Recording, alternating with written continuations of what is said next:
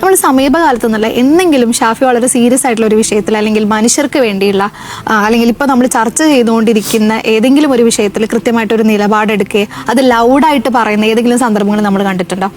ഇല്ല എന്നുള്ളത് തന്നെയാണ് അതിൻ്റെ ഉത്തരം. പക്ഷേ ഷാഫിയുടെ ഒരു എത്ര റീല് നമുക്ക് കാണാൻ പറ്റും എന്നുള്ളതാണ്. അപ്പോൾ അതിന് ഈ പറയുന്ന റീലുകളിലൊന്നും മുഖമില്ലാത്ത ഇപ്പുറത്ത് റഹീമുണ്ട്, അല്ലെങ്കിൽ സ്വരാജ് ഉണ്ട്, ജോൺ ബ്രിട്ടാസ് ഉണ്ട്, ഇവരൊക്കെ നിരന്തരം പല വിഷയങ്ങളിലും സംസാരിച്ചുകൊണ്ടേ ഇരിക്കുന്നുണ്ട്. അവരെയൊന്നും നമ്മൾ ഈ പറയുന്ന സോഷ്യൽ മീഡിയയിൽ നമുക്കിങ്ങനെ കാണാനൊന്നും പറ്റില്ല എന്നുള്ളതാണ്. അപ്പോൾ അതും കൂടെ പറയേണ്ടതുണ്ട്. ഈ എന്തിനാണ് നമ്മൾ ഇവരുടെ കൂടെ നിൽക്കുന്നത്, അല്ലെങ്കിൽ അവരെന്തിനു വേണ്ടി നമുക്ക് പ്രവർത്തിക്കുന്നു എന്നുള്ളതുണ്ടല്ലോ. അപ്പോൾ ഗ്രൗണ്ടിൽ നിൽക്കുമ്പോൾ അവിടെ നിന്നുകൊണ്ട് റീലുകൾ ചെയ്യുമ്പോൾ ഈ ഒരു കാര്യത്തെ കൂടി അഡ്രസ്സ് ചെയ്യേണ്ടതുണ്ട് എന്നാണ് എനിക്ക് തോന്നിയിട്ടുള്ളത്. ഞാൻ ഈ പറഞ്ഞതിൻ്റെ കൂടെ ഒരു കാര്യം കൂടെ ആഡ് ചെയ്യണം. അതായത് ഷാഫി അഭിപ്രായം പറയുന്നില്ല അല്ലെങ്കിൽ നിലപാടെടുക്കുന്നില്ല എന്നുള്ളത് മറ്റു വിഷയങ്ങൾ പോട്ടെ, നിലപാടെടുക്കേണ്ട ഏറ്റവും പ്രധാനപ്പെട്ട ഒരു വിഷയമായിരുന്നു. ഞാൻ പറയാതെ തന്നെ നിങ്ങൾക്കറിയാം, പാലക്കാട് MLA കാര്യം.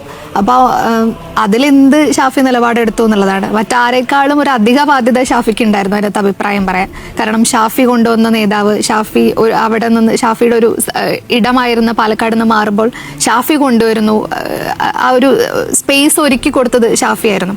അപ്പോൾ അവിടെ നിന്നിരുന്ന ഒരാൾക്കെതിരെ വലിയൊരു ആരോപണം വരുമ്പോൾ അതിൽ ഷാഫി എടുത്തൊരു നിലപാട് എന്തായിരുന്നു എന്നുള്ളതാണ്. അപ്പം റീലുകൾക്ക് ആയുസില്ല എന്നുള്ളതാണ് എൻ്റെ ഒരു മനസ്സിലാക്കൽ.